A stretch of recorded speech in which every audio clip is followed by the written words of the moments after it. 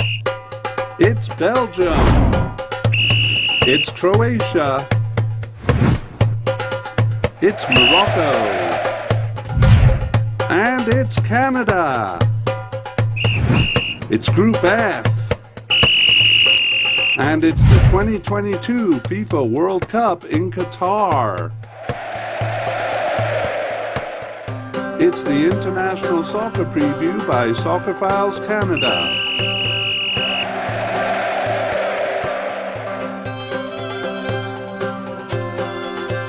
Hello and welcome to the International Soccer Preview by Soccerphiles Canada. I'm Kevin. And I'm Connor.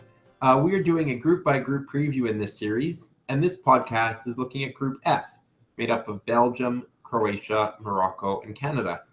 Right, and this series will be followed shortly by our next one, which is a team-by-team look at their players. And then shortly before the Cup, we'll be doing another podcast series with final updates on both the teams and the players. So this series features a deep dive into the World Cup finals history of the teams. For a deeper dive still, you can check out any of the 9 podcast series we've done so far, and we'll talk more about that at the end of the podcast. Right, so now let's look at the 3 sections that we'll cover in this podcast. So with part 1, we begin with a look at who is in the group, which pot they came from, their colors and nicknames, and some geographical information about each country, comparing how big each country is in relation to the others in the group. Right, and part 2 is the longest section. That's a team-by-team overview, beginning with a quick review of their participation and major achievements, an overview of their World Cup and Regional Cup history, and as promised, a deep dive into their World Cup's finals history. And after that, we'll give particular attention to their recent tournaments and games. And then part 3, we end with a summary of each team and a sense of their current form as we lead into a comparison of the teams through their FIFA and ELO rankings, head-to-head meetings, and the odds on their success. And that will launch us into a discussion of their prospects and our predictions. Right, and at the end, we will again provide our address and the links so that those who want to delve into more history on the teams can check previous podcasts. There is, by the way, a YouTube version of this and a podcast version. They're the same broadcast, but the YouTube version has simple graphics to follow while one listens along. Those can also be found in the show notes. All right, Connor, I am wearing an appropriate shirt today. I am wearing a Canada shirt. Well, me too. There's no hiding our biases on this one. We're going hard for Canada in this group. Yeah, that's right. But we'll try to be objective about each of the teams and not let ourselves get carried away. Absolutely. Okay, well, part 1 begins with an overview of each, and we're going to start just with what pot each team comes from. All right, so beginning with Belgium, they're the pot 1 team, and they're actually ranked second in the world at the time of this draw. So they're right from the very top of pot 1. And their nickname is the Red Devils, and they wear a red shirt, usually with a bit of black and yellow on it. Right. Okay. Pot 2 is Croatia. Croatia, yes, they come from pot 2, and actually from the very bottom of pot 2, being the 16th ranked team in the world at the time of the draw. They have a couple nicknames, which mean the checkered ones or the Blazers. And their shirt is, of course, one of the most recognizable in world soccer, the red and white checkers. That's right. Okay, on to pot 3. Pot 3 is Morocco. Yeah, Morocco come from the middle of pot 3. Their nickname is the Atlas Lions, named after the Atlas Mountains, and their colors are red and green. Okay, and pot 4 is Canada. Canada actually near the top of pot 4, ranked 38th at the time of the draw. Their nickname, they have a few, the Canucks, Les Rouges, the Maple Leafs, and they wear red, the same red jerseys that Kevin and I are wearing. That's right. Okay. Well, we're going to move on to a little bit of geographical information about each country just to familiarize ourselves. And again, going back to Belgium. Right. So Belgium's a small country in Northwest Europe. It's actually the third smallest country in terms of area at these finals, just 30,000 square kilometers, and a population of 11.7 million has them ranked 23rd out of 32 countries. Okay, let's take a look at Croatia. Right, Croatia, another relatively small country, kind of in South Central Europe, the 25th largest out of the 32 teams. It's about roughly double the size of Belgium at 56,000 square kilometers, but one of the smallest populations, fourth smallest, in fact, at just 3.9 million people. Okay. Next is Morocco. Right. Morocco's quite a large country, relatively, I guess, in Northwest Africa. They rank 12th overall of the 32 countries at just about 450,000 square kilometers. And their population is 14th, so just on the upper half of all countries at 37 million people. All right. And finally, Canada. Where is Canada? Right. It's right where we are, the top of North America. The largest country competing in this finals, of course, the second largest country in the world at almost 10 million square kilometers. And a population of 39 million people has them ranked 12th among all countries. All right. For you YouTube people, I'm hovering the arrow over where Connor and I are right now. I'm glad to see that we come first in something already, Connor. That's right. That's a great sign. Okay, well, Connor has thrown out a few numbers. Let's look at those in comparison to each other. Yeah, so focusing on population, the Canada is actually the largest country in terms of population at 39 million people, just edging Morocco, which is 37 million. And then Belgium is 11.7 million, and Croatia near the bottom at 3.9 million people, one of the smaller countries competing here.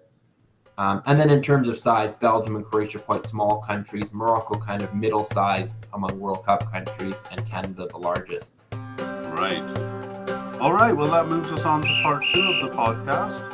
And we start with Belgium. And let's begin with the participation and achievement. So their first game was in 1904. And in terms of tournaments, they are among the most senior of teams, having been one of the 4 European teams to travel to Uruguay for the first World Cup. They've entered every World Cup except for 1950, when they withdrew.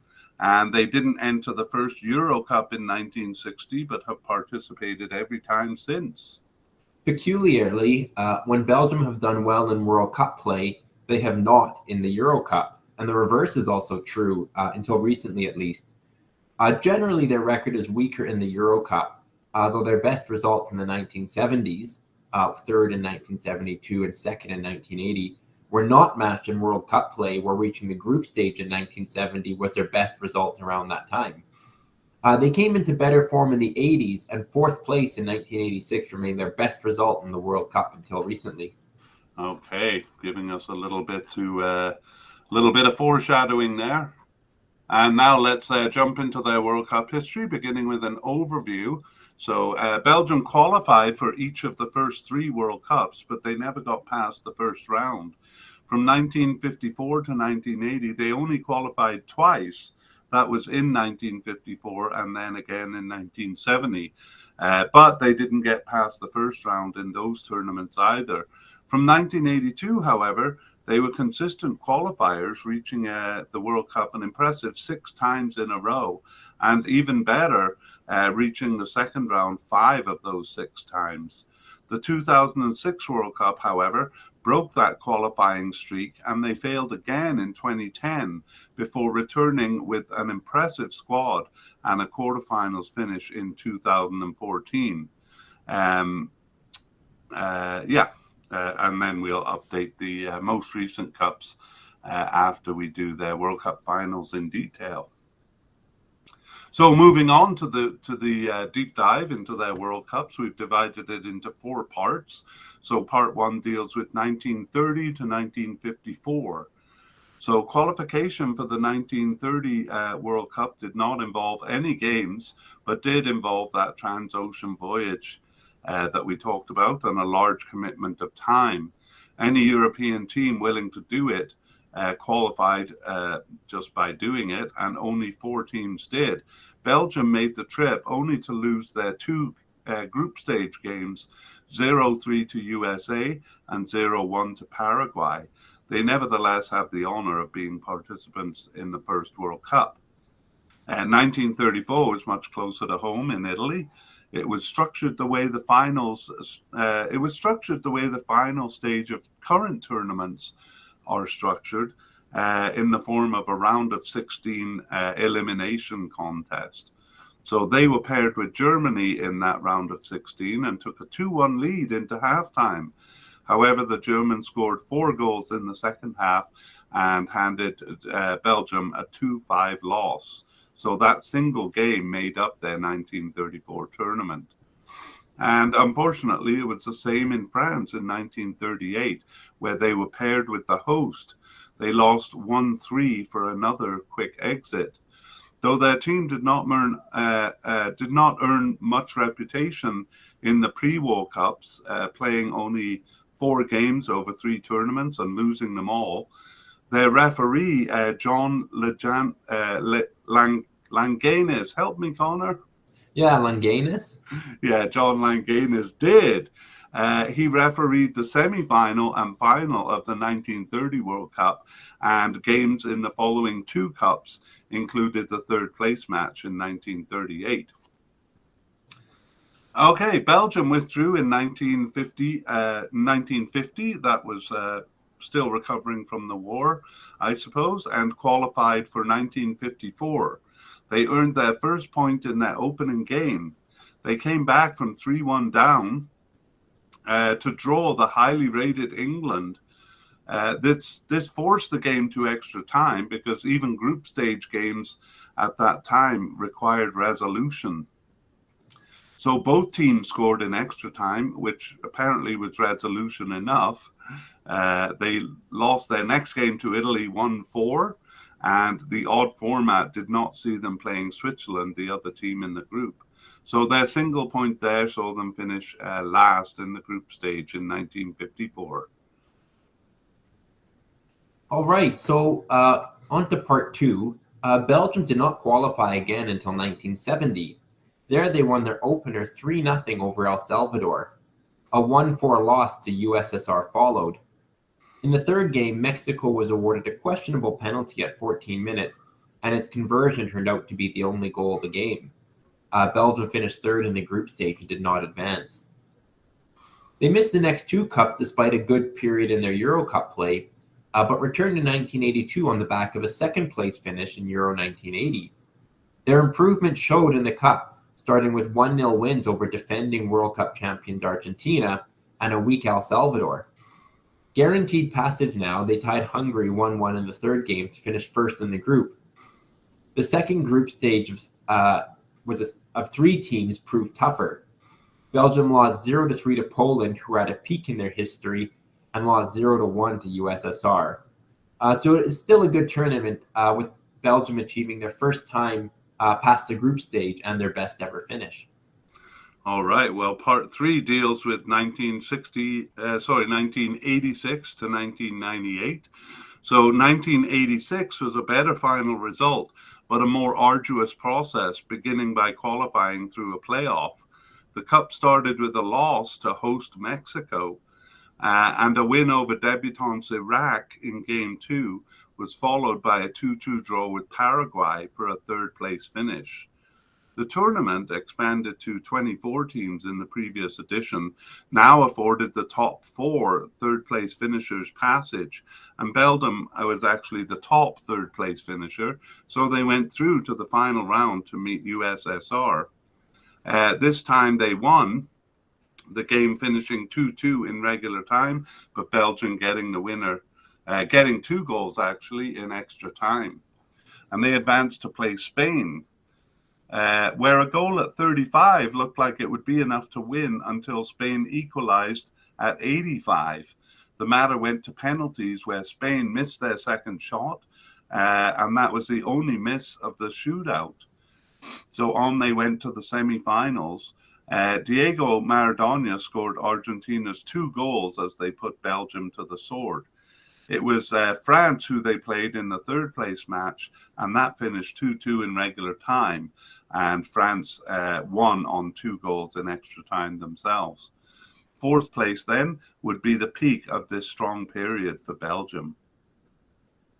1980 saw another successful qualification, and in the Cup, wins over South Korea and Uruguay assured their passage in the group stage, but it was in second place after their loss to Spain in the third group stage match. The round of 16 went scoreless with England, and it looked like it would go to penalties until David Platt scored at 1:19 to knock Belgium out. Sorry, Connor, do you mind taking over? Yeah, and I'll just clarify that was 1990 for that World Cup. Sorry about that. 1994 was a similar pattern where Belgium beat Morocco and Netherlands each by 1-0 to secure passage. The third game against Saudi Arabia held the promise of a first-place finish. In the 5th minute, Saudi Arabia's Saeed Al-Awarain scored at 5 minutes on an incredible run through Belgium's defense from his own 35-yard line. Belgium were unable to find an equalizer, and the score remained that way till the end. But the 0-1 loss had more serious consequences than they probably anticipated. Netherlands, Saudi Arabia, and Belgium were tied for first on points and goal difference, but Belgium finished third by dint of scoring fewer goals.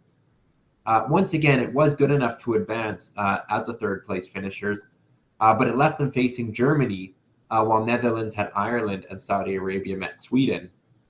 Belgium lost 2-3, their second goal a mere consolation at 90 minutes. Michel Prudhomme won both the best goalkeeper award, which is an honor usually given to a finalist, and the tournament marked Belgium's 4th World Cup in a row beyond the group stage. However, this would not last into 1998 as their star faded. Belgium did reach France in 1998 and actually went undefeated. Draws with Netherlands, Mexico, and South Korea saw them finish third in the group. No third-place teams advancing, though, as the Cup was now expanded to 32 teams. All right. Well, I'll finish with part 4, which covers 2002 to 2014. So 2002 was also a successful qualification, even if it was through the UEFA playoff. And the tournament started with a 2-2 draw against co-host Japan. The goals came in a flurry of 18 minutes, Belgium scoring first and last there. The only goals with Tunisia came at 13 and 17 minutes for a 1-1 draw. The third game between Belgium and Russia would decide which of the two would advance, and Belgium won that match 3-2. Unfortunately, they were paired with eventual winners Brazil in the round of 16, and tournament star Ronaldo scored at 67 and 87 to put them out. Belgium's star truly faded with 4th place finishes in their qualifying groups in both 2006 and 2010. So a bad period for them, but they returned to the Cup in 2014 with an excellent crop of players who had won their qualifying group in 2014, fully 9 points ahead of the second place team. They commanded the group stage also, winning all 3 games, even if it was only by a 1-goal margin in each. It was 2-1 over Algeria and 1-0 on late goals in their last 2, at 88 against Russia and at 78 against South Korea. The round of 16 with USA went scoreless, thanks to American keeper Tim Howard, who made a record amount of saves. But Kevin De Bruyne, the midfield engineer who had been their top scorer in qualifying, broke through in extra time at 93 minutes, and the team added another goal at 105 to win. Actually, USA scored at 107 and even threatened to equalize, but Belgium held on and advanced to the quarterfinal, where they lost to eventual finalists Argentina, losing on the only goal of the game, which was at 8 minutes. In truth, it was a bit of a disappointing result given the strength of their squad, some pundits predicting that they would win the Cup, but the players were young and coming into their prime for World Cup 2018, so let's take a close look at that one. Yeah, so beginning with qualification, Belgium had a commanding qualification run, winning all games except for a home draw with Greece, but they scored an impressive 43 goals over 10 games. In the tournament, they won all games over Panama, Tunisia, and England to finish first in the group stage. Though the last game, which paired Belgium and England's B teams, um, actually put Belgium on a more difficult side of the bracket, whereas England ended up facing much easier opposition. Belgium came from a 2-goal deficit to beat Japan in a thrilling round of 16 game, the winning goal a counterattack on the last play of the game. Belgium then beat Brazil in the quarterfinals, but lost to France on a single goal in the semis. They met England again in the third place match and won again, and achieved their best ever result at third, having finished in fourth place in 1986. All right, so a good result there in 2018. And we're going to move on to their qualifying in 2022 or for this cup. Yeah, it was another comfortable qualification for Belgium, winning all games except for draws with second place Wales and third place Czech Republic, both of those on the road. But they finished 5 points clear in their qualifying group. Yeah, they do seem to struggle a bit with Wales, don't they? Yeah, Euro 2016, notably. Right, they were not. Oh, well, we'll come to that soon, I suppose. And that actually does bring us nicely on to their Euro Cup history, which we'll just overview here.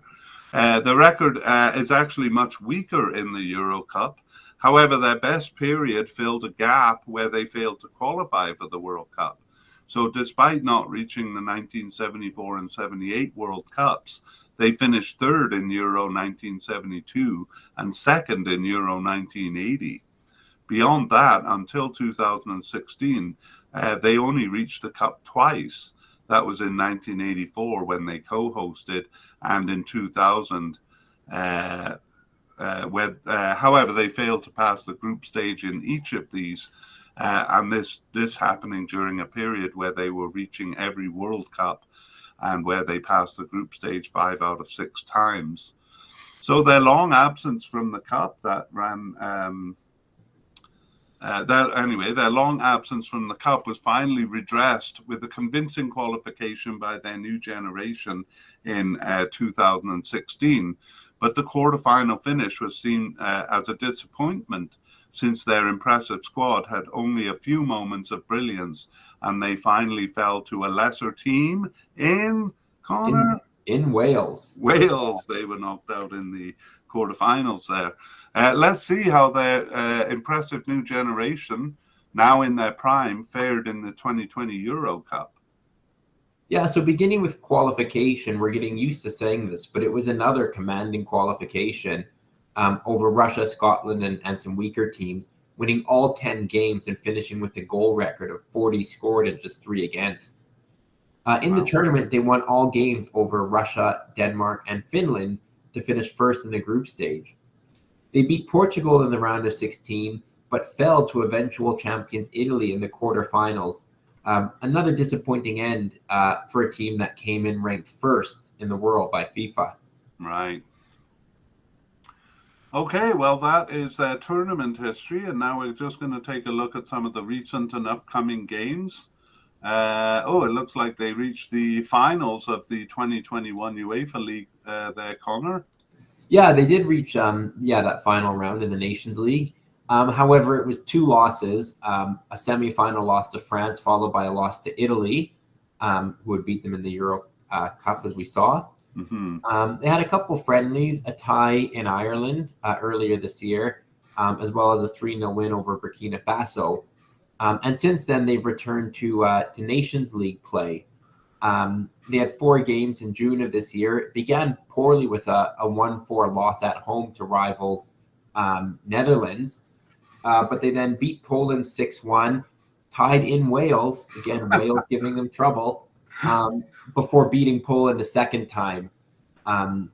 So they have 2 wins, a draw, and a loss with 2 games remaining. Right, and they play Wales in their next game, so it'll be a bit of fun to see how that goes. So in September, they have those two Nations League games to finish off. That is at home to Wales and then in Netherlands. And recently they've scheduled a friendly, a pre-World Cup friendly against Iraq. So they'll be playing in Iraq, and I suppose that is to kind of get themselves used to the climate. Yeah, in Iraq, or sometimes those games are in neutral locations. I'm not sure if they'll. No, that one is in Iraq. Really? I've taken care of that. Yeah. Wow, not many teams travel there, but Yeah. So it's a bit of an unusual choice. In fact, I think we saw that they met Iraq in Iraq's only World Cup, right? that I'm not certain of, but I just think I remember saying that in the history. It's terrible that I forgot, but I think they did play Iraq in the only World Cup that Iraq reached, and sometimes that creates a connection. Actually, South Korea created a connection with Netherlands in the 1998 World Cup, and then the Netherlands coach became their coach. Anyway, yeah. Just moving on to their schedule. Belgium will start the World Cup against Canada, and then they play Morocco and then meet the other European team, Croatia, in their final match. Right, and we're going to talk about the significance of that lineup when we get to the discussion part, but we'll move on to Croatia. We'll move on to talking about Croatia, beginning with their participation and achievements. So Croatia can make some claim to the record of Yugoslavia's reputation, but officially, according to FIFA, it belongs mostly to Serbia.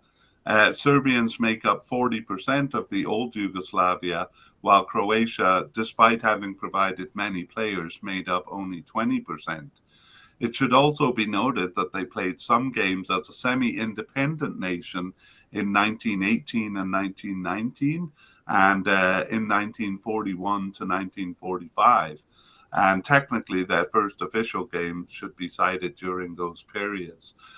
They've done far better than the larger Serbia, though, and than Bosnia and Herzegovina, which also made up about 20% of Yugoslavia.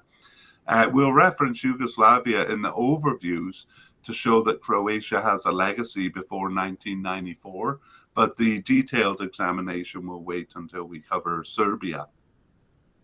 So Yugoslavia, which Croatia was part of before 1992, had a long and fearsome, though intermittent record as a soccer country. They're the only team to have entered every World Cup. Did you know that, Connor? I did not. I probably wouldn't have guessed it either. Yeah, that's a good trivia question.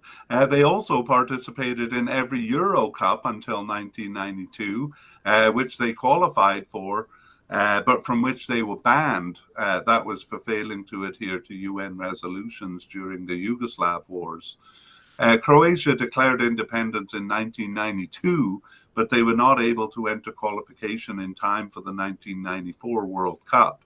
So their first tournament as Croatia was the 1996 Euro Cup, and for the World Cup in 1998. And they have kept that tradition of never failing to participate. In terms of achievement, Yugoslavia did particularly well in the early years of both cups. Their semi-final finish in the first World Cup in 1930 remained their best result and was almost equal by a fourth-place finish in 1962. Croatia improved on that slightly in their first appearance as an independent nation, taking third place in 1998. Wow. Second-place finishes in the first and third Euro Cups in 1960 and 68 were Yugoslavia's top results in that competition. Croatia have not matched that, though, with two quarterfinal finishes, their best results there. Okay, well, let's move on to look at a World Cup overview. And this is where we kind of separate Croatia's history from Yugoslavia. But we will say that Yugoslavia reached the semi-finals of the first World Cup in 1930, but didn't qualify for the following two World Cups. After the war, Yugoslavia reached the World Cup 4 times in a row and finished in fourth place in 1962, which is the last of these 4 appearances. After that, they qualified for 3 of the 7 cups, passing the group stage twice. Unable to make it to the 1994 World Cup, as we've said, after independence, Croatia stormed into a third-place finish in the 1998 World Cup. However, like Yugoslavia before the breakup, they waver in consistency and strength. Since 1998, though, they have never made it beyond the group stage and failed to even reach the finals in 2010, despite obvious talent. They did return in 2014 to a group stage finish, and we'll take a closer look at how they've done since 2018. Okay, so we're going to look in their World Cup finals in detail. So again, Yugoslavia's detailed history will be covered under Serbia, who also qualified for this World Cup. Croatia made a tremendous impact in their first World Cup in 1998, despite qualifying through a playoff. They opened the tournament with a 3-0 win over debutants Jamaica. They followed that with a 1-0 win over Japan. Davor Suker, who would eventually win the Golden Boot Award, scoring against Japan there. That guaranteed qualification, so the third game was a playoff for first place between them and Argentina, who had also won their first two. Croatia lost 0-1 and settled for second place behind Argentina, and that put them in the round of 16 with Romania, and they won 1-0. Davor Suker again scoring the only goal on a penalty just before halftime. A stunning 3-0 win over Germany followed. They faced host France in the semi-final. With no goals in the first half, Davor Suker struck quickly in the second, just after halftime. France responded, though, immediately, just a minute later, and scored again to win the game. Croatia took third place with a win over the Netherlands. Do you want to cover the next section? Sure. In 2002, South Korea, Japan, Croatia lost their opener 0-1 to Mexico. They went down by a goal to Italy at 55 minutes in their second match, but came back with goals at 73 and 76. A win against Ecuador, who were already out of contention, could have secured them second place ahead of Italy. However, Ecuador's lone goal at 48 minutes prevented them from advancing. So a disappointing finish there. Mm-hmm. In 2006, in Germany, Croatia opened with a 0-1 loss to Brazil. A goalless draw with Japan in Game 2 made a win imperative in Game 3 against Australia. They started with a rocket goal just 2 minutes in, but Australia equalized on a penalty at 38 minutes. They took the lead again at 56 with a weak shot bobbled by an Australian goalie of Croatian descent. But a death blow came with an Australian equalizer at 79 minutes. The game was chaotic at the end with 5 yellow cards handed out in the last 5 minutes. And in the confusion, one player received 3 yellow cards, not having been sent off after his second. Yeah, right. I remember that. All right. Well, Croatia fell short of reaching the Cup in 2010, but they returned for Brazil 2014, where they played the tournament opener against the host. They took the lead on an own goal at 12, but Brazil equalized at 29. It remained tied until Brazil won a soft penalty at 71 and then added another in injury time after Croatia had a goal disallowed at 83. A different kind of controversy surrounds the 4-0 win over Cameroon in the second game. Suspicions of match fixing, particularly surrounding Cameroon's Alexander Song, where he, with no motivation and inexplicably, elbowed the back of the head of a Croatian player to earn a red card. But the win was not enough for Croatia, though, as they lost their third game to Mexico and were knocked out at the group stage. Okay, that takes us to the World Cup 2018, which Connor is going to cover in a bit more detail. Yeah, beginning with qualification, Croatia started qualification with a home tie against Turkey, who eventually bested them. Croatia beat Ukraine twice and traded home wins with top finisher Iceland, but it was a home tie with Finland in the second second last game that condemned them to second place and thus the playoffs. The UEFA playoff against Greece was actually over quickly as Croatia won the first leg 4-1, and then no goals were scored in the second leg. At the World Cup, Croatia won all 3 games to finish first in the group stage, beating Nigeria and Iceland comfortably, the latter with their B team. They also beat Argentina 3-0 in what was a famous win. On to the knockout stage, they beat both Denmark and host Russia on penalties. The first one against Denmark featuring a missed penalty in extra time. And against Russia, they exchanged goals in extra time, so that one finished 1-1 before Croatia won in penalties. Extra time was also required to beat England in the semifinal, which they did there. Despite dominating France in the final, they lost the game, which arguably hinged on a questionable penalty awarded against them for handball. France ended up winning the game by a comfortable scoreline of 4-2. But nevertheless, it was Croatia's best result ever, second place, surpassing their third place finish in 1998. Yeah, they really have some good results. Let's see how they've done in World Cup 22 qualifying. It actually wasn't that impressive in 2018, despite the result.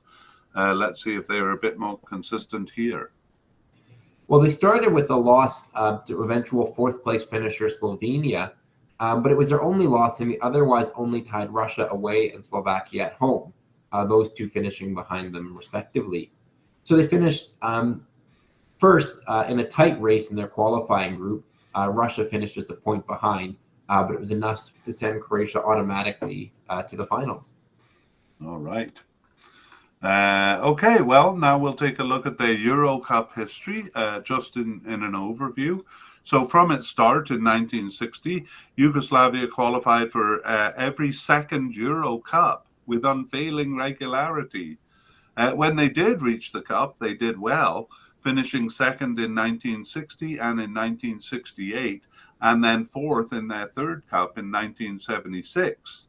As in the World Cup, they became weaker after 1976, reaching only one tournament in 1984, where they were knocked out at the group stage. Croatia from 1996 proved more consistent in reaching the Cup, failing only once in 2000 when they finished behind Ireland and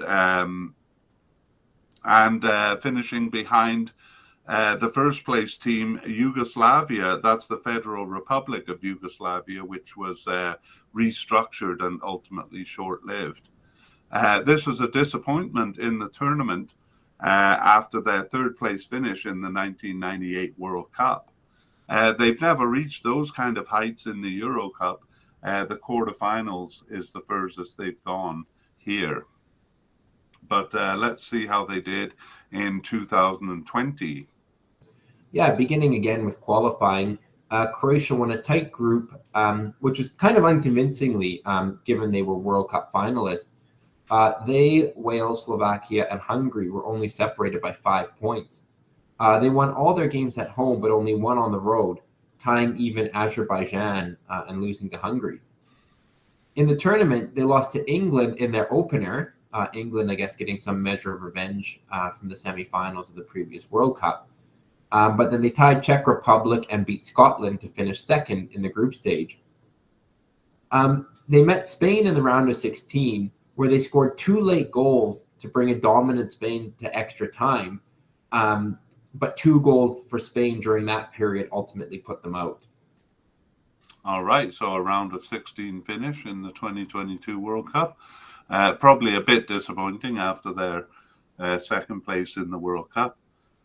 But there we have it. Let's see how they've done in their recent games. Yeah, so Croatia had a couple friendlies in May of this year, tying Slovenia and beating Bulgaria, both at home. In the Nations League, they're in Group A, which is the top group. They began with a 0-3 home loss to Austria, but then tied France at home, and since then have beaten both Denmark and France away, both by scores of 1-0. So 2 quite impressive results, being their last 2 games. Yeah, before the Nation League resumes in September. Right, and like Belgium, they currently stand second in their group. So I don't think they're in much danger of dropping to League B. Yeah, and they have those 2 games coming. Both are away games, actually. So they've gained a bit of advantage. No, there must be a mistake there. But anyway, they play Denmark and Austria, and they too have scheduled a friendly, a pre-World Cup friendly against Saudi Arabia, and that one is also in Saudi Arabia. So like Belgium, maybe climatizing themselves, Connor. Yeah, I think that's exactly what they're doing. Okay, what does our World Cup schedule look like? So Croatia begins with Morocco, and then they play Canada, and they end with Belgium, which we'll discuss later. Right, okay. And moving on then to Morocco. And we'll talk about their participation and achievements first. So their first international game was quite late in 1957. They began qualifying in 1962 for the World Cup. And after joining the general African boycott of the World Cup in 1966, they participated consistently from 1970. African Cup participation got off to a rocky start, withdrawing in 1962. Joining their first in 1963, but not entering 3 of the 5 subsequent tournaments and only participating consistently from 1976. They were also disqualified in 2015 because of withdrawing from hosting. Yeah, and they are part of another regional group, a few other regional groups, but we're only going to touch on the Arab Cup here, which has become a bit more important to competition recently. We'll get to that a bit later on in the recent games section. In terms of achievements, Morocco have reached the World Cup 5 times. A round of 16 finish in 1986 is their best result, and otherwise they have not passed the group stage. They won their only African Cup in 1976 and have finished in the top 4 times. Their best result in the Arab Cup was a title win in 2012, but it was a lesser competition then than it was in 2021. Right. Okay, well, let's move on to the World Cup, beginning with an overview. And they reached the World Cup in 1970, in 1986, and then twice in a row from 1994 to 1998. And finally, they reached it again in 2018. Actually, they came very close on their first try in 1962, in the sense that they made it out of Africa. But then they faced a playoff with Spain and had little chance.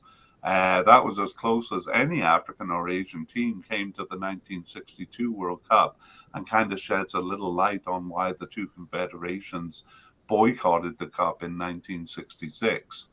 The boycott was successful in the sense that it guaranteed Africa 1 place among the 16 teams in the 1970 World Cup, and Morocco took that spot in their second qualification campaign in 1970. It took until 1986, 4 cups later, to succeed again, and there they passed the group stage for their best finish ever. Terrible campaign in 1990 saw them finish bottom of the group in round 1 of 2, but they reached the next 2 cups with only 1 loss over their 2 qualifying campaigns. And they fell just short for the following 2 cups. That would be 2002 and 2006, finishing last. And even further, they finished last in the final round in 2010 and didn't even reach that stage in 2014. But just as it seemed they were sinking, their last qualification in 2000, their qualification in 2018 was. We're going to wait until Connor does that one in detail. I kind of gave it away there, Connor. That's all right. Okay, let's go back to the World Cup finals in detail. Do you want to start us off, Connor? Sure. So 1970 was a long process to reach the final, but as in 1962, the fear was, and in fact still is, that upon advancing beyond Africa, the regional representative was too weak to be competitive on the world stage. That ultimately proved true in their first appearance in 1970. In the details, though, they were quite competitive. They took a lead at 21 minutes in their first game against West Germany and held it until the Europeans scored at 56 and 80. In game two, they held Peru to a draw until the South Americans, led by one of their greats, Culibas, scored 3 goals in 10 minutes from 65 onwards for a more humiliating scoreline than their performance deserved. A tie with Bulgaria in their third game gave Morocco their only point, but it was a last place finish that confirmed their fears. The next successful qualification was in 1986 in Mexico. They put in an amazing performance in the Cup, tying a Poland team coming off a peak in their strength, and then England, both games going scoreless. In Game 3, they beat Portugal to finish top of the group. They faced West Germany again in the round of 16 and again kept it competitive, but Germany scored the only goal of the game at 87 minutes for the win. That performance did a lot towards making African teams believing they could compete. Right. Well, unfortunately, 1994 was quite the opposite. Despite an impressive qualification, they lost all games in the group stage. It was only a 1-goal margin in each of their games against Belgium, Saudi Arabia, and Netherlands. So in terms of performance, they were competitive there too. 1998, though, yielded better results. They started with a 2-2 draw against Norway, but were no match for Brazil, to whom they lost 0-3. But a 3-1 win over Scotland in Game 3, with 2 goals by the prolific Salahadin Basir, should have seen them through. It all looked good as they tracked the other game taking place at the same time to see Norway tied with Brazil, a result that would have seen Morocco through, and Brazil's goal at 78, which seemed to guarantee it. However, their hopes were dashed as Norway upset Brazil with 2 late goals and snatched second spot. As mentioned above, they grew even farther from the Cup between 2002 and 2014, not even reaching the final round of qualification in 2014. So let's see how they recovered in 2018. All right, so Morocco didn't need to compete in the preliminary round 1 of 3. And then in round 2, they were paired with Equatorial Guinea. They beat them in the first leg at home, but made hard work of it in the second, losing but by a small enough margin to see them advancing 2-1 on aggregate. They then went undefeated in round 3, which was a group stage. They bested Mali and Gabon, but seemed unlikely as they went into the last game in Ivory Coast, having tied them at home. But against expectations, they won the game and the group to reach their first World Cup since 1998. All right. How did they do in the Cup? Their single draw in the Cup actually belies how tight their group was. They lost on a single goal in the opener to Iran, an own goal at 90+5 for a really bitter loss. They lost Game 2 on a single goal also to Portugal this time. Against Spain in Game 3, they were beating Spain until a controversial equalizer that was initially disallowed was later accepted after video review. That game finished 2-2.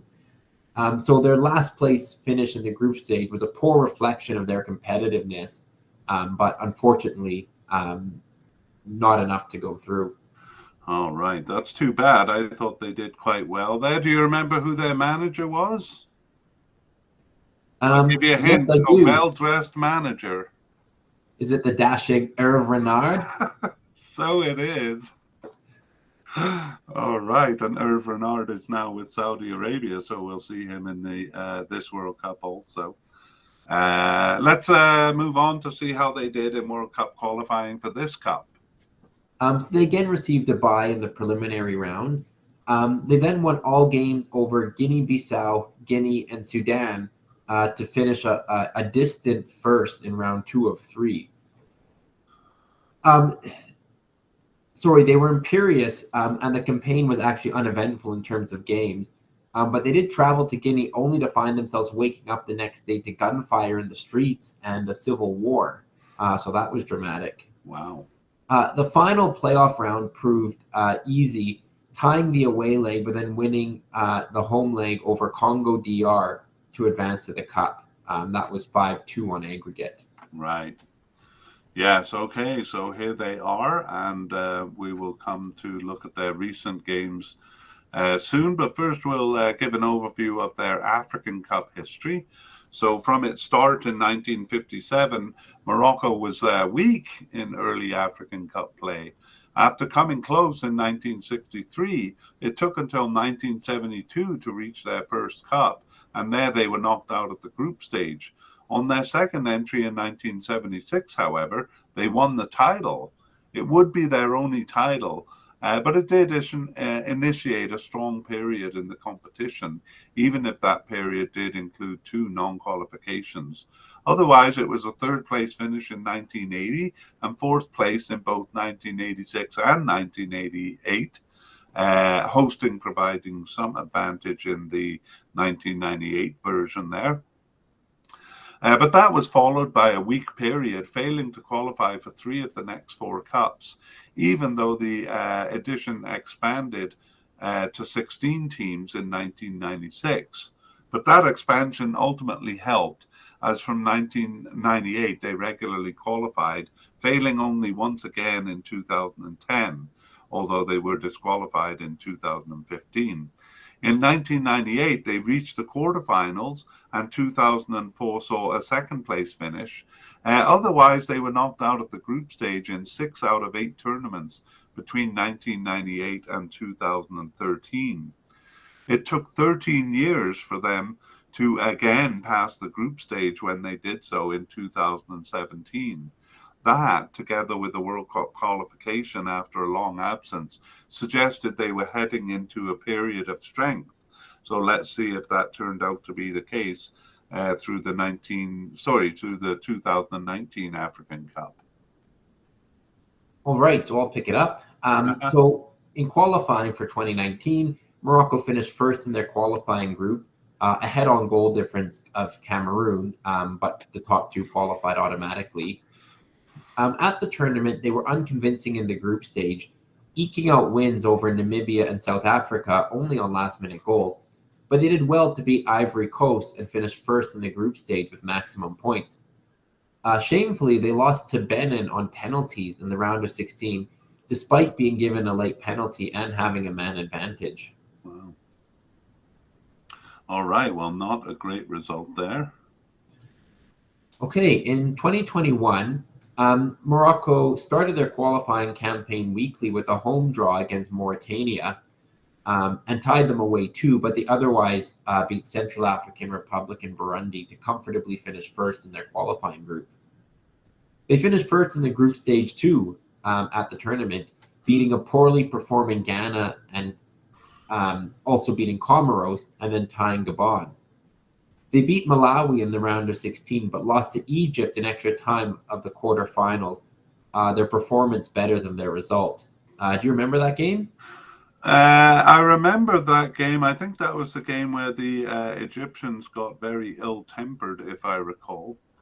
Yeah, it finished 1-1. I thought Morocco were by far the better team. Egypt were really kind of defensive and kind of negative in that game, and Morocco really brought it, but couldn't find a goal, and then lost in extra time. It was a bit unfortunate for them because they played well. Yeah, and I think that might have been the only game, including the final, that Egypt allowed a goal in, because I think they won most of their games 1-0, especially in the final stages. Yeah. So Morocco did well to score against them, and I do really agree with you that despite the scores not really showing it, Morocco looked quite good in that cup, and it scares me a little bit as a Canadian, I must say. Yeah. Okay, well, part of their recent game history was actually shortly before that African Cup, in the 2021 FIFA Arab Cup in Qatar. The Arab Cup has been around for a while, but it just kind of got a boost in reputation by being adopted by FIFA. So a lot of teams actually did send their best players, or at least their best players stationed in Africa. But I don't think actually Morocco did. Nevertheless, they did okay. You want to take us through that? Yeah, they were very strong in the group stage. They beat Palestine and Jordan 4-0 each, and then beat Saudi Arabia 1-0 to finish first. In the round of, I guess it would be the quarterfinals, they tied Algeria, but then lost to them in a penalty shootout. Their North African colleagues would go on to become the tournament champions. Yeah, sorry, I think I have a mistake saying that was 0-1 and it was actually 1-1. But yeah, they lost on penalties. Okay, and otherwise, in recent games, they have had a few friendlies. Well, last June is a bit distant now, but do you want to take us through their recent games? Yeah, so other than the Arab Cup matches they talked about, they had a friendly against the United States, perhaps with one eye on Canada, who they meet here, and they actually lost 0-3 in the United States, so not a great result. And I understand they scheduled a couple friendlies. Yeah, well, what happened was they were scheduled to play Zimbabwe in their group for 2023 African Cup qualifying, but Zimbabwe got disqualified. So it looks like they just kind of replaced those games with a couple of friendlies, and both of them are taking place in Spain. One of them is against Chile, and the other is against Paraguay, neither of whom made the World Cup this time. Right. All right. Well, what does their World Cup schedule look like? Morocco will begin with finalists from last year, Croatia. They then meet world number 2 Belgium second and play Canada third. All right. Well, speaking of Canada, we're going to move on to them. Excuse me. Beginning with their participation and achievements. So their first international game was actually very early, Connor, in 1885. And they're one of the oldest teams in the region, having first entered the World Cup in 1958. They didn't enter in 1962 or 66, but participated every time since 1970. They joined the CONCACAF Regional Cup long after its 1963 inception, where for some reason they waited until 1973. They've participated consistently since then, though, except for 1998, where they withdrew for no clear reason. I've looked into it, and the reasons that exist are odd. But maybe we'll cover that we might have covered that in the CONCACAF podcast that we did, if people want to go back. Anyway, their only involvement was as representatives of CONCACAF in the 2001 Confederations Cup, which they earned by winning the Gold Cup in 2000. Yeah, in terms of success, Canada has reached the World Cup only once in 1986. At the regional level, their highlights are winning the Regional Cup in 1985, which was a period of strength for them, and in 2000, the only team other than the US and Mexico to have won it in the Gold Cup era. All right. Well, we'll take a bit of a closer look in an overview of their regional tournament, but we're going to look at the World Cup here, their World Cup history. So they didn't win or even score once they reached their only World Cup in 1986, but it was an admirable qualification. They came somewhat close in 1994 by reaching what I call a 0.25 intercontinental playoff. So that would mean they'd have to beat 2 teams to reach the World Cup. They lost to Australia, and after that they would have had to beat Argentina. So they were never really a serious threat for the 1994 Cup. Still, it was a strong qualification run, and historically they reached the final round of qualification in their region about half the time. But in recent years, they've struggled to do so, having failed to do since 1998. Of course, they're at this World Cup, so obviously that changed recently, and we'll get to that when Connor describes their qualification for this Cup. But their World Cup finals history, okay, well, buckle yourself in, Connor, for a long one. I've divided this into 8 parts. So part 1 of 8 is called the Glory Years. All right. Okay. The 1986 tournament in Mexico began with a loss to France. They were reasonably competitive, keeping the game scoreless until 79, when France got the only goal of the game. They faced Hungary in game 2, and they were scored on just 2 minutes in. It remained that way until Hungary scored again at 75, and if a comeback was ever in the cards, a red card to Canada at 85 made it impossible. A reasonably solid defense kept it scoreless with USSR until the 58th minute, where captain and later Ukraine manager Oleg Blokhin opened the scoring. And then the Soviets scored again at 74 and sent Canada home without a point or a goal. And that's all. That's our whole World Cup history, Connor. What happened to the other 7 parts? We're waiting for them to be written. That's right. Well, I like the optimism. Listen to our podcast near the end of the century and we'll fill you in on the details. Yeah, that's right. Okay, let's move on to World Cup 2018 to see how they did. Yeah, so in 2018, Canada received a bye in round 1 of 5, and then had no problems with Dominica in round 2 and Belize in round 3. They also bested a weak El Salvador in round 4. This was a group stage, but then they were no match for group winners Mexico, losing both. They exchanged home wins with Honduras, who finished in second, a point ahead of Canada. So for Canada, it was disappointing not to reach the final round, known as the Hex. But making that round kind of seemed like an achievement in itself. Yeah, so that's fairly descriptive of how strong they were as a team. Kind of maybe even with El Salvador and Honduras, no match for Mexico, and kind of making it to the final round about half the time, and they didn't in this case. But 2022 was a bit of a different story, so let's go through that one. Yeah, so a bit of a bizarre story too. Canada was not one of 5 teams to questionably receive a bye to the final round in a qualification system that was blatantly unfair before COVID caused changes to improve it somewhat. Those 5 teams, of course, were automatically given 5 of the 6 spots in the Hex, leaving just 1 spot open to the whole rest of the region.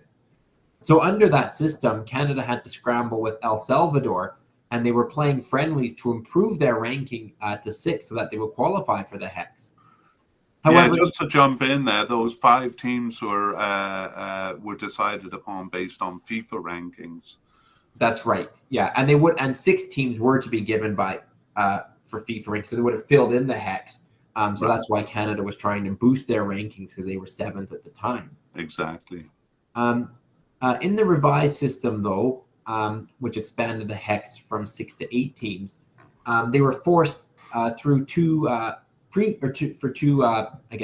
rounds of qualification before reaching the final round.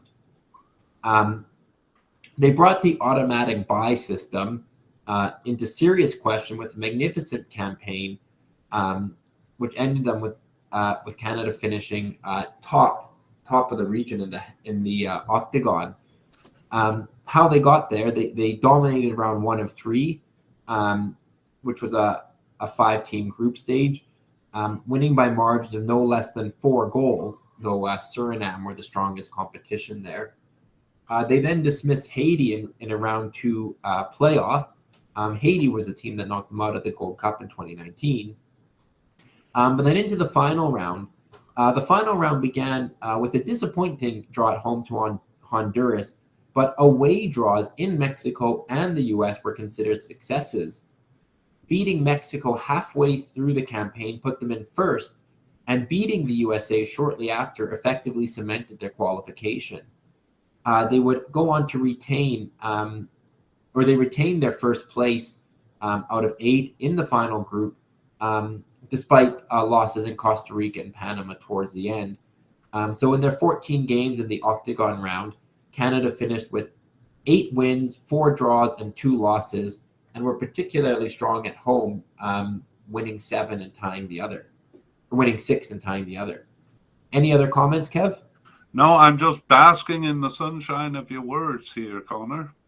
Yeah, so to think Canada almost weren't given a spot in the Hex, or had no chance of competing in the Hex, and then they go on and win the Octagon, going undefeated against Mexico and the USA, again, just shows the blatant unfairness of the system. But it was expanded to become more merit-based, and on merit, Canada finished first in the group. Yeah, and I really hope this makes FIFA, CONCACAF, whoever decides that system where you just put the top ranked teams into the final round is really unfair, because it doesn't leave room for a team that's having a good year, or a good period to come in and show what they're made of. Absolutely. Yeah, and I gotta say that there's a bit of irony to this, because I really think those qualification games for Canada helped them hone their team. And when they got to the final round and were facing teams like, especially teams like Jamaica and Honduras, uh, uh, those teams were really starting off cold. Um, Coming in cold, and I feel like the teams that went through qualification, especially Panama and Canada, benefited by playing those earlier rounds. And speaking of cold, we sat in the cold in Edmonton to watch Canada beat Costa Rica and Mexico in sub-zero temperatures. Yes, we did. We were delighted to be sitting in minus, and I'm not joking, to be sitting in -11 temperatures for that Mexico game, because the more painful it was for us, the more painful it was for Mexico. Yeah, that was a bit strategic for Canada to be placing those games in Edmonton, but they were great to be at. Yeah. All right, well, let's move on to a regional cup overview. At the regional level, Canada did not enter the CONCACAF Championship from its inception in 1963. Their first qualification was in 1973, and there they fell short. However, they reached the cup in the following 2 editions, impressive enough given that they were qualifying against Mexico and USA. They finished 4th in both, the competition being a 6-team round-robin competition at that time. That good period culminated in 1985 with a title win, which was a bit less impressive given that Mexico had not entered the competition. They were hosting the 1986 World Cup there. So actually that title win is what qualified Canada for the 1986 World Cup. They didn't qualify for the tournament in 1989, and then in the restructured Gold Cup from 1991 on, they quite unfairly, I should say, received automatic qualification to every cup. The results show it was kind of undeserved, but it really was a result of them having no one to qualify against. The Central American and the Caribbean region had their own local cups that acted as qualification, and Canada really had no group of countries to compete against. Canada was knocked out at the group stage of the Gold Cup until 1998, when, as mentioned before, for no clear reason, they withdrew. Even though they had qualified automatically. The reason actually they put forward was odd. They said it was a show of goodwill toward Jamaica, allowing them the benefit of experience, and which just sounds like a garbage reason to me, or a made-up reason. So there's only speculation what the real reason they withdrew was. Nevertheless, it seemed to do them more harm than good, as they returned in 2000 to win the Gold Cup. And that was followed by a 3rd place finish and a general improvement from then on, passing the group stage about half the time. 3rd place in 2002 and reaching the semi-finals in 2007 were their best results. From 2011 to 2015, that's 3 tournaments, they were knocked out in the group stage, but 2017 saw them pass the group stage for their first quarterfinal finish since 2009. I just wonder on that show of goodwill towards Jamaica, I wonder if it was prior to Jamaica competing in the 1998 World Cup, in which case having a regional tournament that same year might have benefited them. It's speculation on my part and still a bit odd, but perhaps that could contribute. I didn't think of that, but it is a good point that Jamaica was competing in their first World Cup. Who knows? Maybe I'm being a bit too cynical, and they really, they really were doing it for Jamaica's sake. I'll maybe try to look into that a bit deeper for the next time we run through this. Anyway, on to the 2019 Gold Cup. How did they do, Connor? They actually had to qualify for the first time. They had 4 qualifying games to play, and they won them all against U.S. Virgin Islands, Dominica, St. Kitts and Nevis, and French Guiana, to finish second in kind of a strange 34-team table, where they only played 4 matches. Anyways, in the finals, Canada seemed to have its best team since 2000, beating Martinique and Cuba heavily, but losing to eventual group winners Mexico to comfortably finish second in the group stage. In the quarterfinal, they dominated the Haitians in the first half, scoring 2 goals, but they took the tournament surprise team too lightly in the second half and gave up 3 goals to Haiti. They lost the match 3-2 for a disappointing quarterfinal exit. Oh, we were disappointed indeed. Mm-hmm. Okay, moving on to the most recent Gold Cup in 2021. Yeah, so it was really an excellent run. Again, they had to qualify, this time through the Nations League, where they met the USA and Cuba. They lost in the United States, but otherwise won all their other games, including beating the US at home, to finish second in their Nations League group, and that was good enough to qualify for the Gold Cup. They won their first 2 matches convincingly over Martinique and Haiti, getting some measure of revenge, but suffered a goal just 20 seconds into the match against the United States and could not recover, despite dominating. So they lost that game and finished second. They beat Costa Rica in the quarterfinals and were on the verge of taking Mexico to penalties before losing the semifinal on a goal coming 9 minutes into stoppage time. So heartbreaker for the Canadians. Yeah, really too bad. But next time we'll get them, hey? You bet. Well, actually, qualifying for the 2023 Gold Cup is already underway, although with just a couple of games. How are they doing? Yeah, so it's again through the Nations League. So Canada began with a 4-0 win over Curacao, but then lost in Honduras 1-2. So they sit second from 2 games played. They play both Curacao and Honduras, so still have a chance at winning the group, but only need to be in the top 2 to qualify for the Gold Cup. Great. Yeah, they do seem to have a bit of struggle with Honduras. Yeah, in particular. Yeah, even though Honduras is at a bit of a weak point themselves now, they still seem to get the better of Canada. Okay, well, we move on then to the World Cup schedule. Yes, they have no real recent games to mention other than those CONCACAF Nations League A games. Right, they had a few friendlies in June that were cancelled. They were supposed to play Iran and Panama, but those games got cancelled for some reason. Yeah, there was a bit of a player strike based about pay and World Cup bonuses. Iran, there were other reasons, but a controversy about playing Iran. But anyways, it all got sorted and left them, free to play in their Nations League games later in June. Right.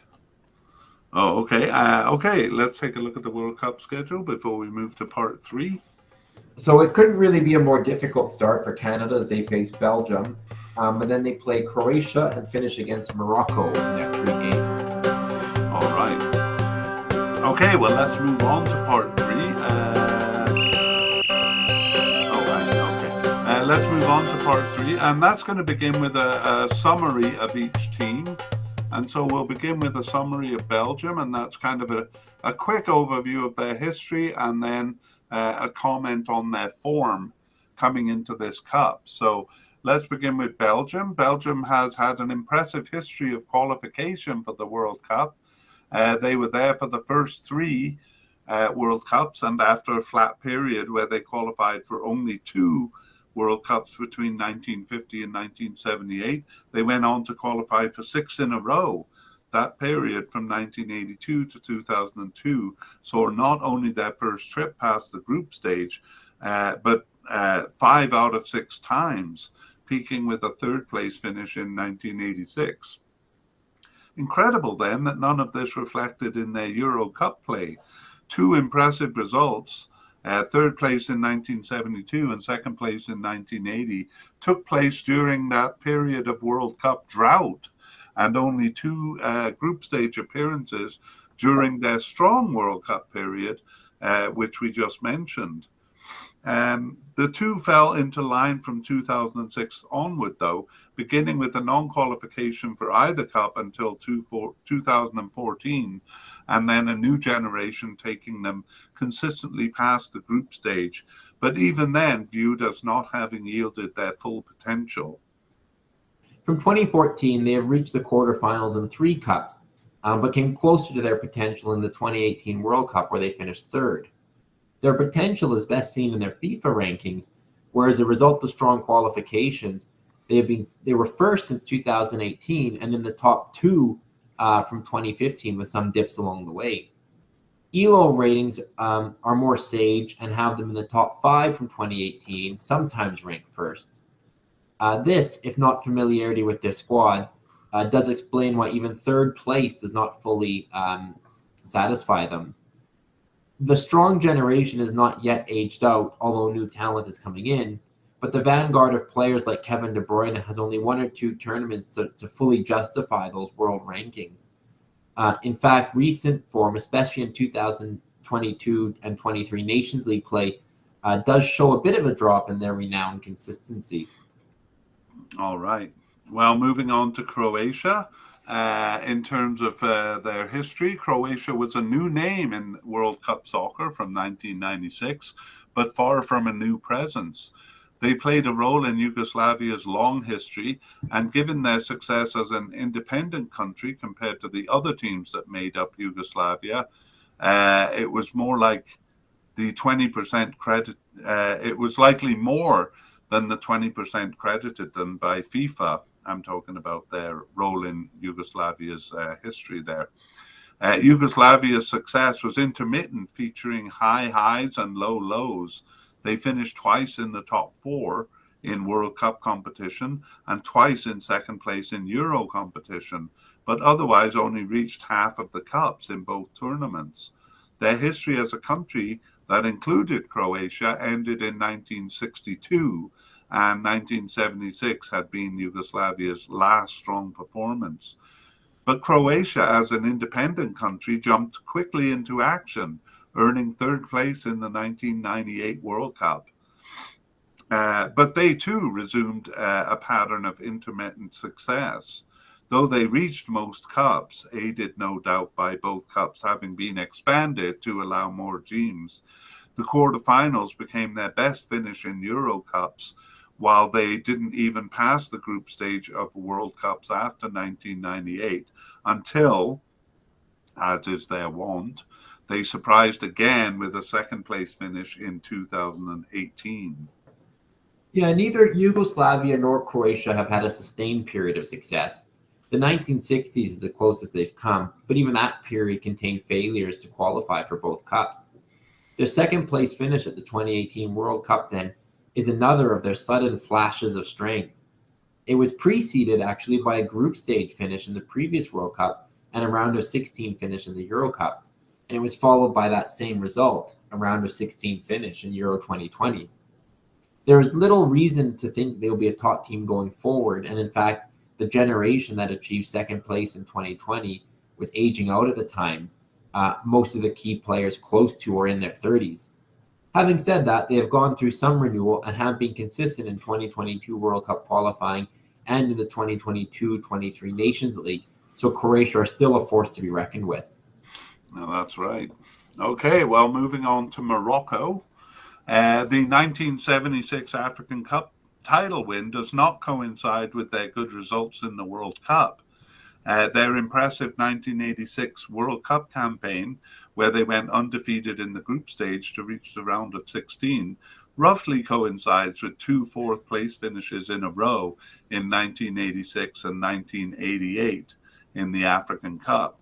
That has to be considered their peak, although we have seen fourth place, especially as host, is not really that much of an achievement. Their two World Cup qualifications in 1994 and 1998 do not correlate with African Cups either, or do not correlate with African Cups, showing as they failed to qualify for two of the three African Cups in that period. And other than second place in the 2004 African Cups, their results were flat from 2000. Group stage finishes in the African Cup and no World Cup qualifications. By 2014, they had even grown further from the World Cup, and they were disqualified from the 2015 African Cup, having failed to reach the African Cup in 2010. However, 2017 marked an upturn in their results. They passed the group stage of the African Cup for the first time since 2004, and then did so for the next three cups. They qualified for the World Cup in 2018 and again in 2022. In the 2018 World Cup and 2021 African Cup, their performances deserve better results, and they enter the future with a talented squad. Yeah, so long story short there, they really seem to be entering into a good period here, hey? Absolutely, yeah, I would totally agree with that. Right, well, we could say the same of Canada. Canada's first campaign for the 1958 World Cup was where they withdrew. Their first campaign was in 1958, but they withdrew in 1962 and did not enter in 1966. They also didn't enter the Regional Cup until 1973, but they fairly quickly entered a strong period in the CONCACAF Championship, at least, from 1977, culminating in a title win in 1985, which qualified them for their only World Cup in 1986. They remained quite flat after that until another good, if short, period with a title win in the regional tournament, now known as the Gold Cup, and a third place finish in the following edition. From there, they passed the group stage about half the time in the Gold Cup, but never threatened to reach the World Cup, failing to reach the final group stage every time from 2002. It should be noted that as undeserving as they were to receive an automatic qualification along with USA and Mexico for the Gold Cups, it probably did them more harm than good, in that the lack of competitive play gave them little preparation for the Gold Cups and for the World Cup qualifying campaigns. The creation of the CONCACAF Nations League in 2019 solves this problem for them, and we've seen that it's benefited them already. Yeah, they finally have some competitive games to play outside of tournament finals. Mm-hmm. After three failures to pass the group stage of the Gold Cup from 2011 to 15, they did so in 2017 with the seeds of a squad that promised a brighter future. They reached the quarterfinals there, and in 2019, where a lapse against Haiti prevented them from doing better. The creation of the CONCACAF Nations League also provided the whetstone they'd always been missing to sharpen their squad. Success there, including their first win over the United States in 38 years, and a semi-final finish in the 2021 Gold Cup, was greatly encouraging. But even that success did not predict finishing first in the qualifying for the 2022 World Cup. With the squad still young and highly motivated, Canada has a promising few years ahead. Let's hope so, hey? Yeah, I think it'd be difficult to argue with the quality of young players they have and what they've achieved so far, it must be said. Yeah, that's right. Well, we'll get into the discussion soon, but we're going to take a look at the rankings for our four teams here. Yeah, beginning with Belgium, the Pot 1 team, they're currently ranked second by FIFA and fourth in ELO. And as we kind of alluded to, they haven't really been out of the top five in either system since December 2018, and were actually first in the FIFA rankings for much of that time. They really were, and it's such a turnaround from, they were in a weak period before 2014, I guess. In June 2012, they were ranked 54th in FIFA and 43rd in ELO. And it was even lower than that in 2007. Yeah, definitely. They've risen quickly, but they managed to stay there. Yeah. All right. How about Croatia next?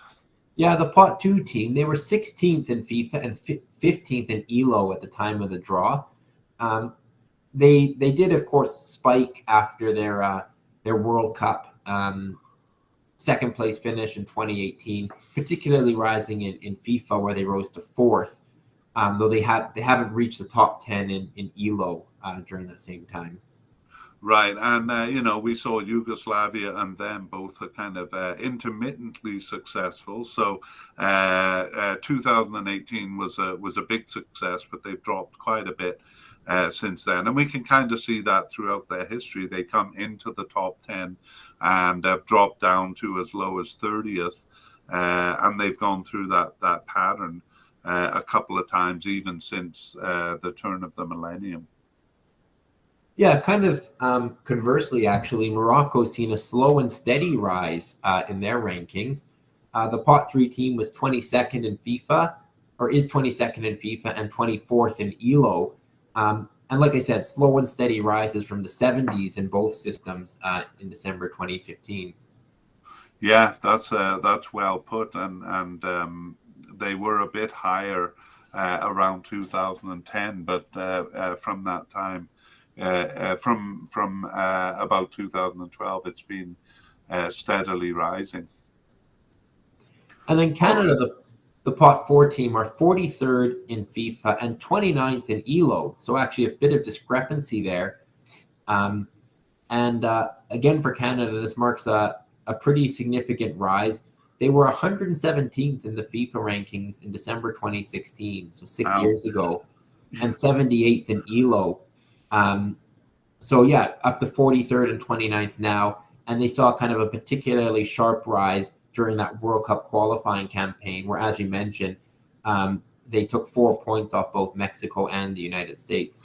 That's right. Yeah, and really 2016 does seem to be the turnaround year, because their Gold Cup in 2017 offered a little bit of promise, and they've just been getting better since there. Okay, well, let's take a look at the head-to-head. There's actually not that much to look at here because the teams haven't met that often, Connor. Yeah, so we'll start with Belgium, Croatia. They've met 6 times and have an even 2-2-2 record. Yeah, that's right. And they met in 2002 and 2004, but more significantly met in 2014. That was after Belgium kind of entered their strong generation. And in that one, Belgium bested them, actually winning 2-1 away and tying 1-1 at home. But both of them went on to qualify for the Cup. Yeah, and then Belgium has met Morocco once. That was in the 1994 World Cup. How did that game go? That was in the USA, and Belgium won 1-0, but they were both very different teams back then. Yeah, and then there's no other head-to-head record to speak of. Belgium have never met Canada. Canada actually hasn't met Croatia or Morocco either, and Croatia and Morocco have never played. Of course, Canada not having much of a World Cup history, and Croatia being a relatively new country, partly to explain that. Yeah, but that's one of the reasons why it's kind of hard to compare teams from different regions, which actually factors into our discussion quite a bit. But before we get into that, we're going to take a look at the odds that odds makers are giving them, not to encourage betting here, but just to see how this group of people is looking at this group. Yeah, in terms of odds to get out of the group, Belgium have a 90.6% chance, so heavily favored. Croatia comes second at a 64.3% odds to make it out of the group. And then Morocco edges Canada. Morocco about 31% likely to get out of the group, and Canada 27%. All right, well, let's begin our discussion with that. No, let's begin our discussion with the World Cup schedule, because I think a couple of times we've forgotten to talk about it. So is there anything significant you see in the World Cup schedule in terms of who plays who when? Well, I think the biggest phenomenon that we sometimes see is a strong team, if they happen to win their first two games and are guaranteed passage, they may sometimes field a weakened team in their third game. So in that regard, playing the big team last when it's perhaps a less meaningful game for them can be an advantage.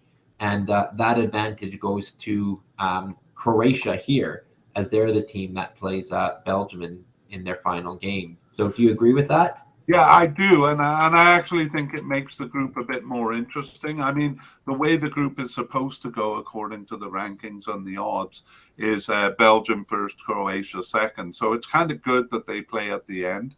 As a Canadian fan, I would be upset, for example, if Belgium won their first two games and were playing Morocco in the last game and fielding a B team. So in that sense, I'm kind of glad that it's going to come down to Canada and Morocco if either of them have a chance to pass, rather than one of those teams getting a bit of an advantage. Do you agree? Yeah, I do. And I think it's fascinating that Canada and Morocco play each other in the last game. And partly because I think they'll have something to play for. I think what we've talked about is Croatia, are a team that has these sharp peaks and sometimes steep valleys. But, it's well known that they're an aging team, coming off their best and really unlikely to surprise, I would say, as they did in 2018. And I think their Euro Cup, where they went out in the round of 16, kind of shows that. Whereas Morocco and Canada are kind of unknown because their team's on the rise. Yeah. Morocco were, of course, in the last World Cup and performed admirably despite their single point, but Canada are an unknown team. But I think both teams are on the rise. So I think, some of the history that we often draw on these teams, especially historically, kind of goes a little bit out the window in this group, because I think, looking at it in terms of trends, Croatia are perhaps on a slightly downward trend and Morocco and Canada on an upward trend. Yeah. And I actually see those three teams being quite competitive. Yeah, that's the thing. I mean, I think what you're alluding to here is a lot of maybe people superficially looking at this would say, oh, well, that last game with Croatia and Belgium, that's going to be a battle for first place. And the game with Canada and Morocco is going to be a battle for third place. And yeah, I agree with you. I don't think it's going to turn out that way, because I think, as you do, that Croatia are more likely to be in a battle with the bottom two teams than they are to be challenging for Belgium. Yeah, I agree. And that's partly just based on the strength of Belgium. I mean, they are the number one or two team in the world over the past several years. They don't always put it together in the later stages, but in terms of qualification and group stages, they're a very consistent team. So I think Belgium will win this group and finish first place without too much difficulty. I do too. I mean, I even disagree with those odds of 90.6 to advance from the group, because I mean, I would be utterly shocked if Belgium were to finish third in this group and not advance. I agree. I think it's an understatement. Well, if you think that's an understatement, the odds that we didn't talk about have Belgium, the odds to win the group have Belgium at 65.5% or 66%. I was shocked when I saw that. Yeah, I mean, I think Belgium are capable of dropping points to any one of these three teams. But I think if they do that once, that'll be a surprise. And, finishing with, I don't really see them finishing with less than 7 points, which would be enough to win the group. Well, if you look back at their last, here's an interesting one. If you look back at their recent qualifications and group stages put together, they have tied 2 games away. That's why they're number 1 or 2 in the world. It isn't because of their finishes in major tournaments. It's because of their crushing consistency. And if we compare that with Croatia, Croatia dropped points to 6 of the 9 teams they faced in their last 2 qualification campaigns. So if that doesn't open the door, you mentioned Azerbaijan, they even tied. If that doesn't kind of open the door a little bit for Morocco and Canada, I don't know what does. But the door is fairly closed against Belgium. So I think any of these three teams would be doing really well to get anything off of Belgium. Yeah, I agree. Another thing you alluded to was the kind of interesting prospect of teams that haven't, Croatia, Morocco, Canada haven't, met each other before, but how that will kind of compare the strength of their qualifying regions. Canada and Morocco both did very well to qualify, but certainly from a weaker, from historically weaker regions. And even, one could argue that Mexico and the US are not as strong as they have been in the past. So how do you see the kind of that playing out in terms of the different regions? I think it's a really interesting point, to bring up. And just in terms of Morocco and Canada, I think it could work to their advantage. There's still a bit of Eurocentrism, still a bit of Eurocentrism where people will say, oh, yeah, okay, well, they did well in Africa or they did well in CONCACAF, but, that doesn't put them anywhere near the level of a European team. I mean, there is some truth to that. But on the other hand, Asian teams and African teams have been doing better. And even, USA in 2002 have been, becoming more competitive in cups. But I think there's still that feeling that that these regions are weak and are therefore no threat. So I think Morocco and Canada are a threat, just in terms of their squads. I mean, most of Morocco's team plays in Europe or for top African teams anyway. So I don't think that really exists anymore. How about you? Yeah, I think it's a fascinating dynamic. I mean, this will be the kind of the one opportunity you get to compare the regions. And I agree, Morocco and Canada and Croatia, they all have world-class players. Croatia isn't the only one. I mean, I think you have Luka Modric on Croatia, but then on Morocco and Canada, you look at players like Hakimi or Ashraf Hakimi and Alphonso Davies on Canada. There's star players on every one of these teams. And right, they deserve some respect because they have players performing well, both Morocco and Canada, in really top leagues in Europe. Yeah, I mean, honestly, I think if you put Morocco's team in terms of club affiliations up against Croatia's, I think it would turn out to be pretty close because I think both Croatia and Morocco have players, a few players playing for top level teams and quite a few players playing for, say, second tier teams, maybe lower in the Premiership. Something like that. And Canada is starting to get those players, though not as much as Morocco and Croatia. But yeah, I don't think there's that much between them. And on top of that, Morocco is a younger squad. Yeah, I think the odds of Croatia at 64%, fully double Morocco and Canada is far too generous. But I think Canada and Morocco won't mind being underestimated.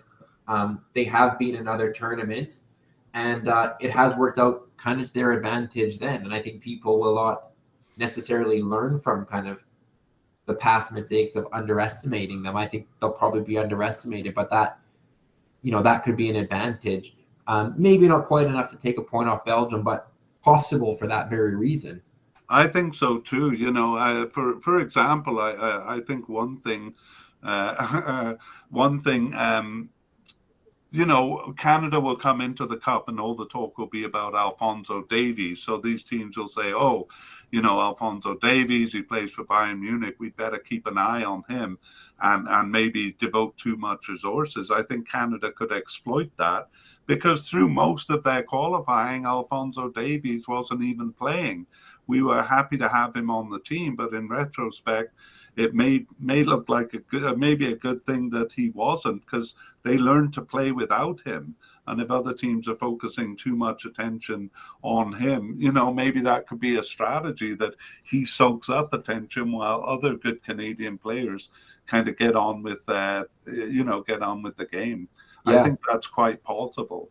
Yeah, I think this is one of the most fascinating groups because of the competitiveness of really the top 3 and 4 teams, Morocco and Canada, with the top two. And I think it's you're going to have some interesting clash of styles. You have a Croatia team that's older and very experienced and wily, with a lot of know-how, especially having got to the finals, versus kind of youthful enthusiasm and hard running that Morocco and Canada will provide. So I think it'll be very interesting to see how that style and that those kind of strengths compared to the strength of Croatia, which is more on that kind of experience and quality and know-how, but not necessarily with some of the running and energy that Morocco and Canada will offer. So I think they'll be very fascinating games to watch. I'm particularly interested. I mean, I wonder if we're being too biased towards Canada here, but I do wonder if Canada may be Belgium's biggest challenge, not only in kind of taking it for granted that they're going to win, but Canada is a team kind of like Wales, where they're better than the sum of their parts. They might look at Canada and say, "Oh, there's only a couple of players playing for big teams, no problem." And yet it'll be Canada's teamsmanship, kind of like Wales, that could pose a problem for Belgium. What do you think? Yeah, I think it's a good comparison. And Canada and Wales, other than Qatar, they're the two teams that had the longest World Cup drought coming into this World Cup. But they're here because of the strength of their team, despite some of the individual star talent.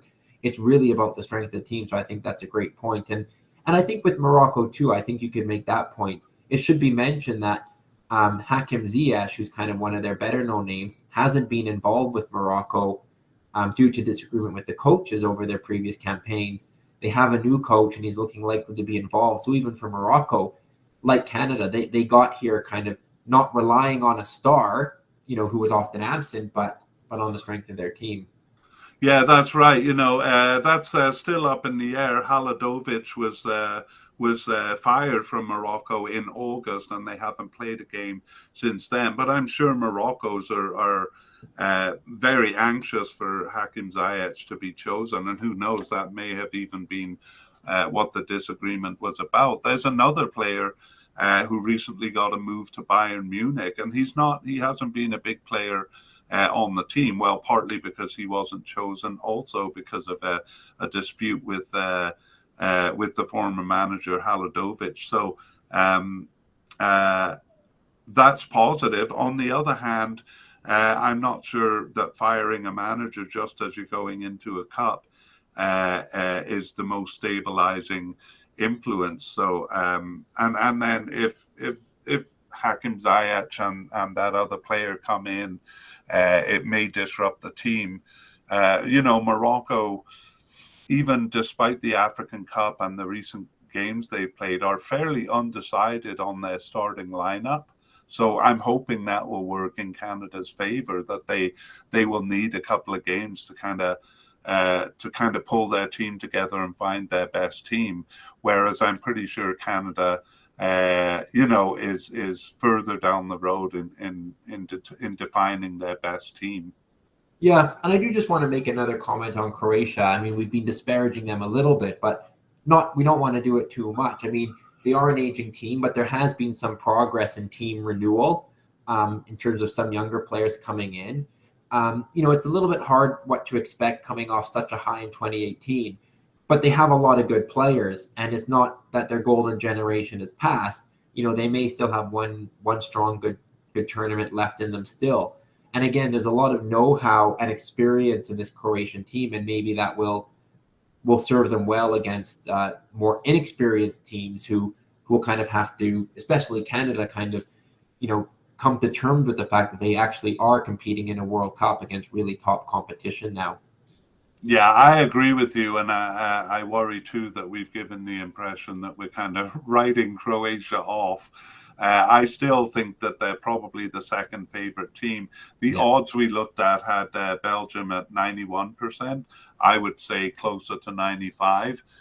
They had Croatia at 64 and Morocco at 30, with Canada just behind Morocco. I would say Croatia is about 5% ahead of Morocco.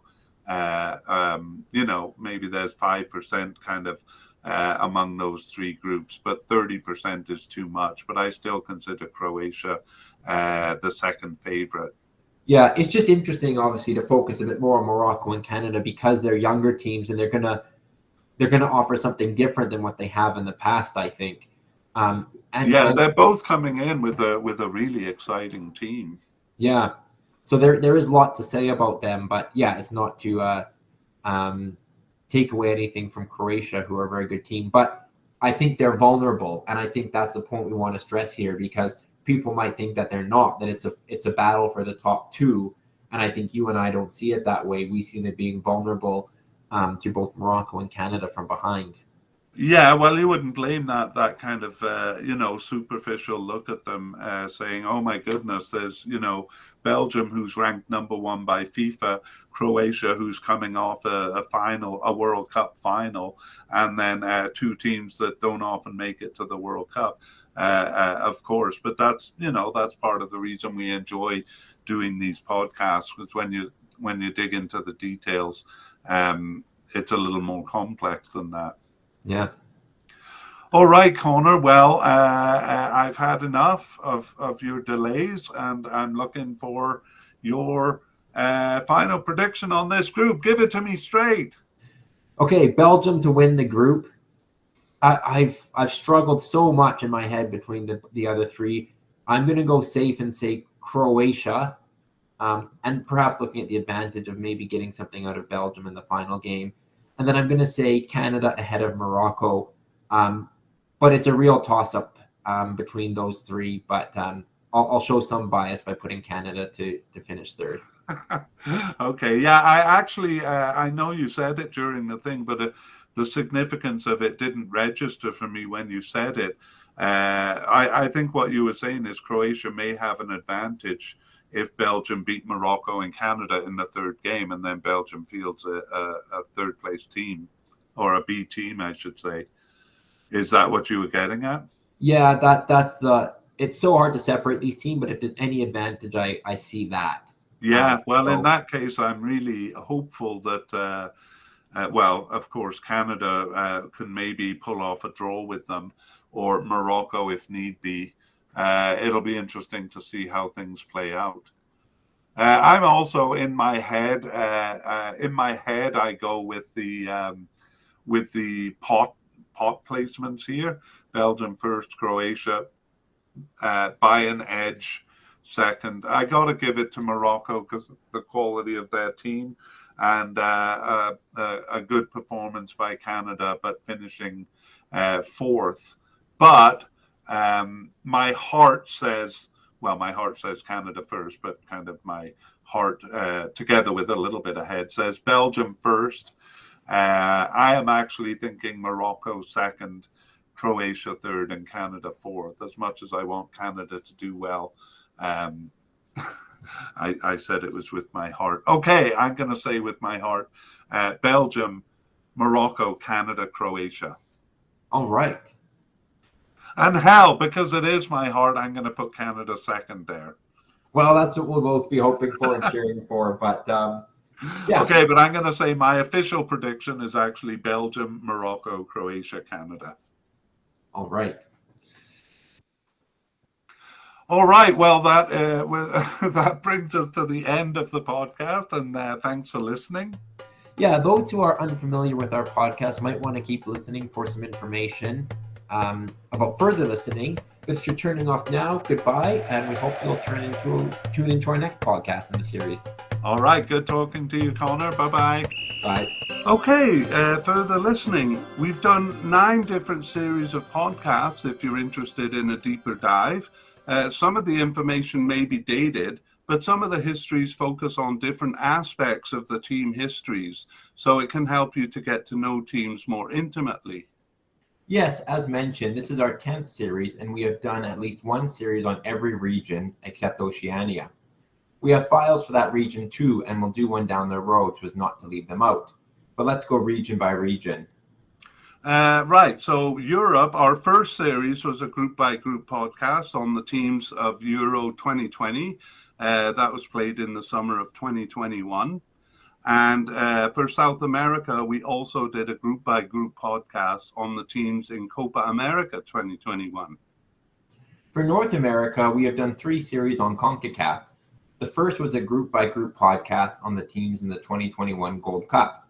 That included a look at Qatar. The second was a preview of the 8 teams in the final round of World Cup CONCACAF qualifying. That came with our first player series, where we went team by team through the players. The third was an update halfway through that qualification. Yes, and for Asia, we did a group-by-group podcast on the 12 teams in the final round of World Cup qualifying, and that included a deep dive into each team's World Cup qualifying history. We have done 3 series on African teams. The first was a group-by-group podcast on the 24 teams in the 2021 African Cup, played in early 2022.